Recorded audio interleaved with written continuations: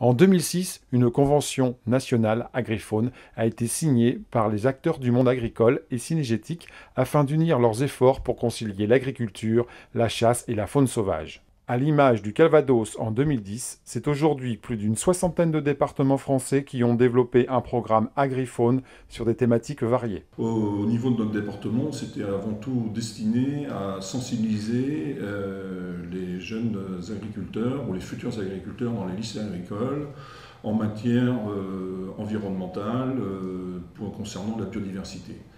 On s'aperçoit aujourd'hui que nos plaines deviennent de moins en moins accueillantes pour la petite faune sauvage, pour diverses raisons, essentiellement liées notamment aux problèmes d'assolement et de machinisme agricole.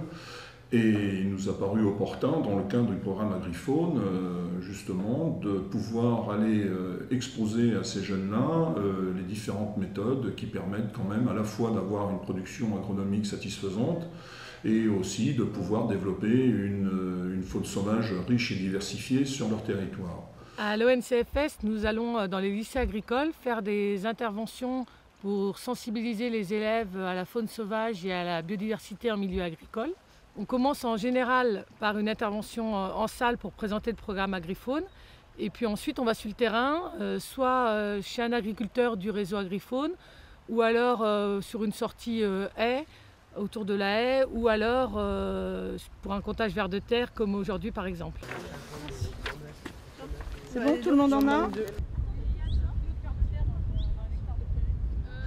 Parce que vous allez prendre que les vers de terre qui sont à l'intérieur, bien sûr, ou ceux qui sont en limite. Donc pendant 15 minutes, vous allez regarder les vers de terre qui sortent. Donc vous vous accroupissez et puis vous récupérez les vers de terre qui sortent. On les met à rincer dans la barquette. Vous arrosez régulièrement pour en avoir bien partout. Une fois que vous aurez coupé là. Coupe un peu toi. Il y en a un qui chronomètre 15 minutes. Alors, t'as une montre toi. Une fois que l'arrosage a été fait, on récupère tous les vers de terre qui sortent. On les rince à l'eau pour pas qu'ils meurent, voilà. Et on attend donc un quart d'heure. Au bout d'un quart d'heure, on refait un deuxième arrosage avec avec quoi, la feuille là. Et donc, voilà, ces vers de terre qui vont sortir, il va falloir les classer en 3 catégories.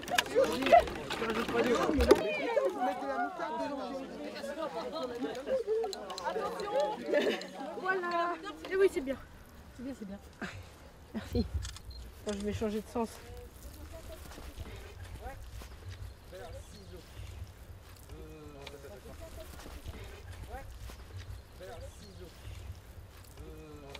Alors, est-ce que vous savez différencier un adulte d'un jeune? Oh bah ils sont plus gros. Les adultes sont plus gros. Ben non. Là. Non. C'est vrai?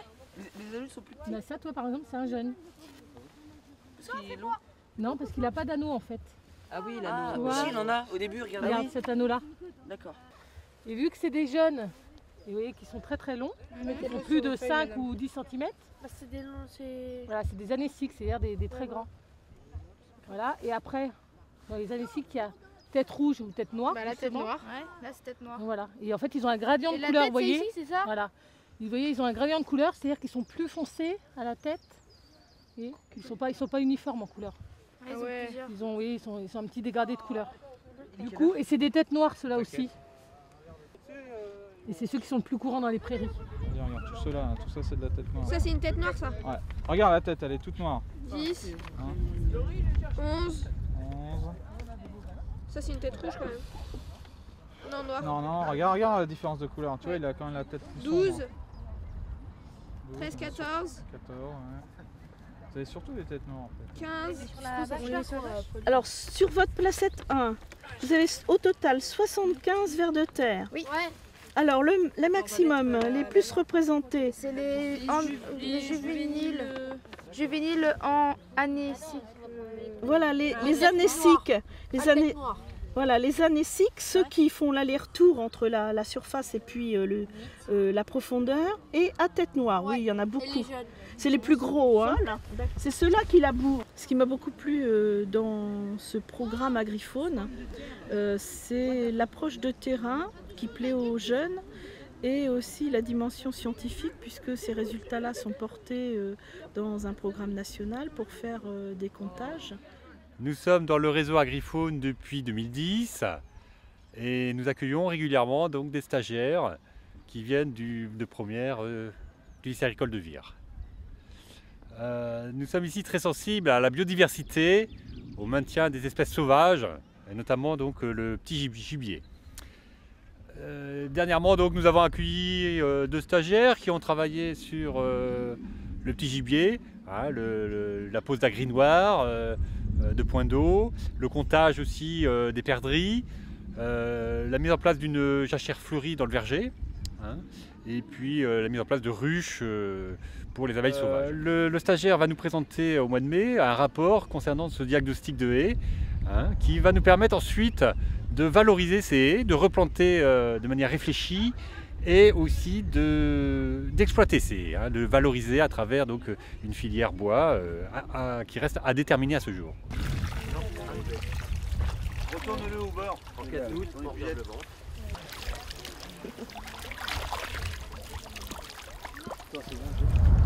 On arrive sur une marque qu'on n'a pas encore inventoriée. On essaye de détecter, je vous l'ai dit tout à l'heure, les pontes des espèces précoces, la grenouille rousse et la grenouille agile, mais aussi à vue les larves de salamandre. Donc ça c'est une nouveauté sur l'exploitation. On voit l'intérêt de la création d'un réseau de petites mares. Il y a une dizaine d'années, quand je prospectais dans le secteur, il n'y avait pas de grenouille agile. On a commencé à la détecter il y a 2 ans avec vos collègues des promotions précédentes. On avait repéré quelques individus en vadrouille. Et là, 2 ans après, on a des pontes en quantité, déjà au moins 2 mares. On va voir si on les trouve aussi après.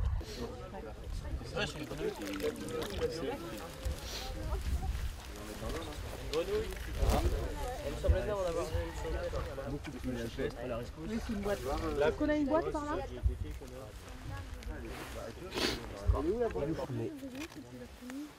On a un microscopique là, j'en ai un tout petit, une larve, une femelle de palmée encore. Donc ouais, ça c'est la grenouille agile, celle qui a pondu tous les œufs là qu'on voit partout.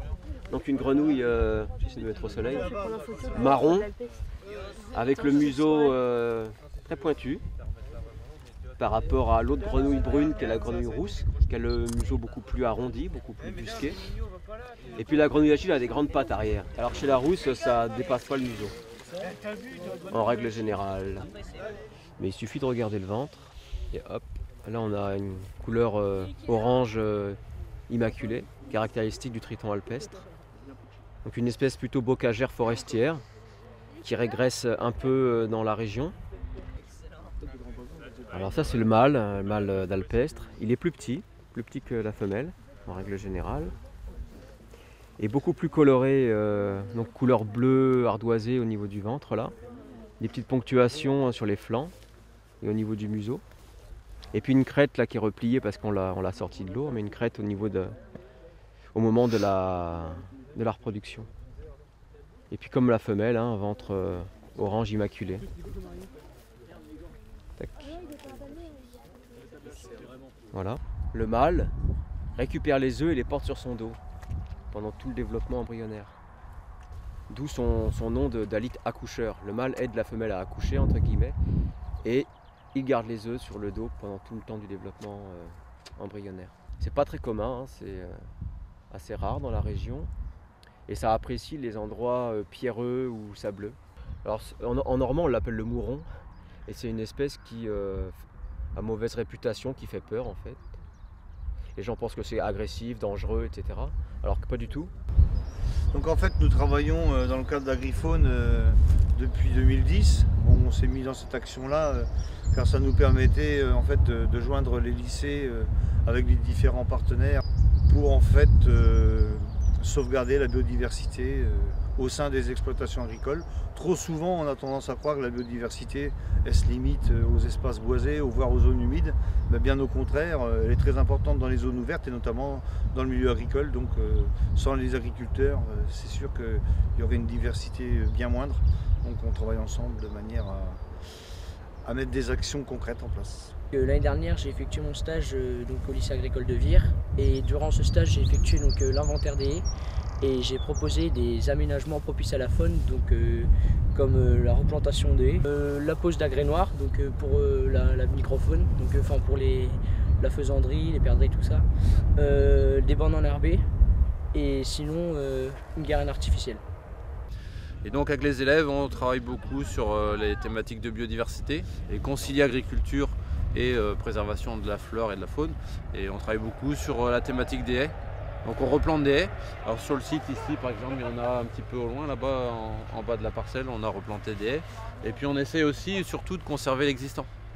Parce que planter des haies c'est bien, mais si autant profiter de ce qui existe déjà. Et on essaye de prélever le bois qu'on peut prélever, mais aussi de sauvegarder des petits arbres qui seraient dans une haie pour imaginer qu'un jour il donne un arbre qui sera valorisable par nos suivants. Donc, comme vous pouvez le voir, tous les ans on s'entretue, c'est-à-dire qu'on enlève un peu de vase et puis de la végétation qui est en surface. On empêche à travers les clôtures les animaux d'y aller. Et puis on s'en sert aussi pour mettre par exemple ici, un seau là, pour la population de faisans qui est en place. Donc ici on est dans un couvert multi-espèces. Donc dans le cadre d'Agrifaune ont été testés plusieurs couverts, ce qu'on appellera couvert 6 pans, donc couvert intermédiaire piège à nitrate. L'objectif en fait c'était à la base de partir d'une contrainte réglementaire qui était la couverture des sols à l'automne, et donc voir si on ne pouvait pas avoir un intérêt faunistique. Donc on voulait coupler l'intérêt agronomique et faunistique. Donc par exemple ici on a un couvert avec à l'intérieur de la facélie. Donc ça c'est une espèce qui va être très intéressante en mélange, aussi bien agronomiquement puisqu'on va avoir un pivot qui va venir structurer le sol et aussi capter l'azote d'automne pour le restituer au printemps. Et un deuxième intérêt, donc là ça va être plutôt faunistique, avec la création d'un couvert, d'une zone de refuge on va dire pour le gibier, et aussi une plante mellifère et qui va aussi produire des graines par la suite qui vont pouvoir servir de base d'alimentation pour le gibier. Il n'y a pas que la facélie, on retrouve évidemment le sarrasin, les trèfles, et couplé avec différentes céréales ou alors des moutardes, des choses comme ça. Donc, nous avons rejoint nous à Malto donc le programme Agrifaune en 2011. L'idée c'était donc de sensibiliser les jeunes à la faune sauvage et aux pratiques agricoles adaptées à la faune sauvage surtout. L'établissement de Malto fonctionne sur le principe de l'alternance, nous n'avons pas d'exploitation agricole. Donc sur 3 années de formation des bacs pro CGEA, donc il y a environ 5 à 6 maîtres de stage différents. Nos stagiaires sont donc, nos élèves sont les ambassadeurs de bonnes pratiques agricoles et d'une sensibilité la plus adaptée possible à la diversité faunistique. Donc l'objectif final est que chaque agriculteur puisse être sensible donc à cette biodiversité et laisser un certain nombre de zones sauvages sur son exploitation agricole de manière à donc maintenir des zones de naissance et des zones adaptées à la protection du gibier. J'ai eu la chance de faire partie d'une génération, on a pris en compte l'écologie dans notre cursus scolaire au niveau du bac, et c'est à partir de là qu'on s'est rendu compte que l'environnement était important et que c'était utile d'y faire attention pour pouvoir le transmettre aux générations futures, tout simplement. On a réimplanté 1,7 km de haies en partenariat avec le conseil départemental ainsi que la communauté de communes. Ça permet de servir de brise-vent pour les animaux. Ça a permis aussi de limiter le lessivage dans une région assez accidentée. Donc dans ces haies-là, on retrouve 7-8 essences d'arbres de la région. Et donc c'est des haies qui pourront être exploitées, coupées pour faire du copeau, pour faire fonctionner du chauffage dans des communautés de communes, dans des collèges ou du privé pour se chauffer. On fait aussi un travail au niveau des points d'eau, des mares qu'il y a sur l'exploitation. Des mares qui ne sèchent pas, alors pour leur permettre de les protéger et pour pouvoir abreuver les animaux proprement, on les clôt et on installe une pompe d'herbage, donc les animaux boivent une eau qui est filtrée et les herbes qui est autour de cette mare permet aux insectes et aux oiseaux de pouvoir nicher, se reproduire, et On l'entretient une fois par an au mois de septembre quand toute la période de reproduction est passée. C'est par des petites choses toutes simples. Par exemple, une prairie que vous allez faucher pour faire du foin. Nous, commencer par la faucher par le milieu en allant vers l'extérieur, c'est pas grand chose, mais pour le gibier, c'est énorme parce qu'il s'écarte de la parcelle et ça nous évitera de tuer des lièvres, de blesser un chevreuil et écologiquement, c'est intéressant. On voit les répercussions de tout ça quelques temps après, au bout d'1 ou 2 ans, on voit du gibier qu'on ne voyait plus, on voit une population de gibier qui se redéveloppe. Et donc ça prouve que on travaille bien. C'est vrai qu'on prend toujours ça un petit peu pour des contraintes, mais ça a certainement des avantages parce que nos grands-parents, eux, n'avaient pas toutes les technologies qu'on a actuellement et arrivaient à bien gérer leur structure, leur exploitation et qu'ils nous ont laissé un patrimoine qu'on fait évoluer mais qu'on doit maintenir pour les générations futures.